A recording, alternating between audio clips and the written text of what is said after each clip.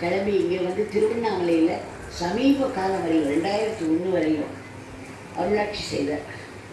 ராம் சுரத்குமார் என்ற இயற்பெயரை கொண்ட விசிறி சாமியார் பின்னாளில் ராம் சுரத்குமார் ஆனார்.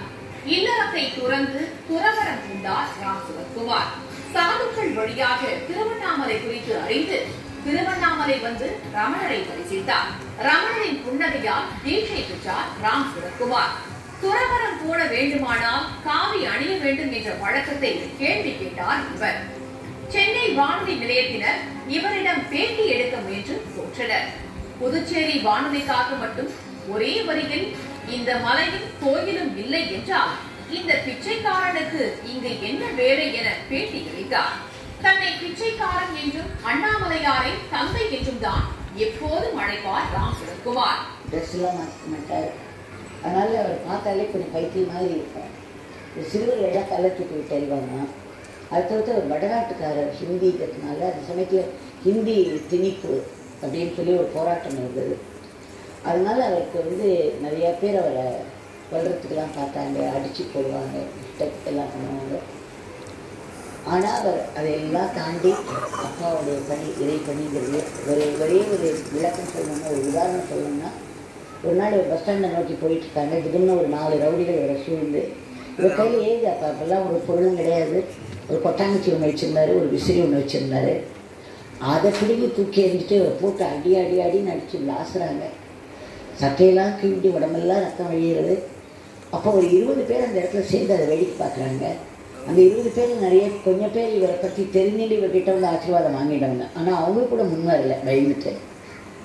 அதுக்கப்புறம் இந்த செய்தியை கேட்டுட்டு இவருக்கு தெரிஞ்ச 2 பேர் ஓடி வராங்க. அவங்க சொல்கிறாங்க, சாமி நாங்கள் ஒரு கை பார்க்குறோம் உங்களை எப்போவுமே தொடக்கூடாது இந்த மாதிரி அப்படின்னு சொல்லும்போது இவர் சொல்கிற உடம்பெல்லாம் ரத்த விளாரியாக இருக்குது, கட்டையெல்லாம் கிழிஞ்சு தொங்குறது. அவங்க வந்த வேலையை அவங்க பார்த்துட்டாங்க, நம்ம அப்பாவோட வேலையை பார்க்குறோம். இதுதான் ஒரு மகாத்மா. இவரை காண திரண்ட பக்தர்கள் கூட்டத்தை கண்டு பலரும் அதிசயித்தனர். இறுதியில் புற்றுநோயால் பாதிக்கப்பட்டு 2001ஆம் ஆண்டு முக்தி அடைந்தார். உடலால் மறைந்தாலும் நமது தேவைகளை எழுதி போட்டால் உடனடியாக பூர்த்தியாவதாக கூறுகிறார்கள் யோகியின் பக்தர்கள். இங்க வந்தோம்னா நமக்கு ஒரு பாசிட்டிவ் எனர்ஜி இருக்கு எப்பவுமே. அதே மாதிரி அவரோட பிளெஸிங்ஸ் நம்மளுக்கு என்னைக்குமே இருக்கும். நம்ம நம்பி வந்தோம்னா அவரோட பிளெஸிங்ஸ் நம்மளுக்கு கண்டிப்பா இருக்கு.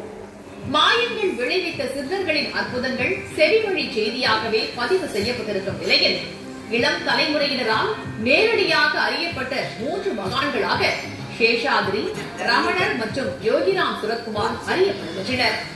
அண்ணாமலையாருக்கு அடுத்தபடியாக சேஷாதிரி, ரமணர், யோகிராம் சுரத்குமார் ஆகியோரின் நினைவாலயங்கள் திருவண்ணாமலையில் பிரசித்தி பெற்ற இடங்களாக கருதப்படுகின்றன.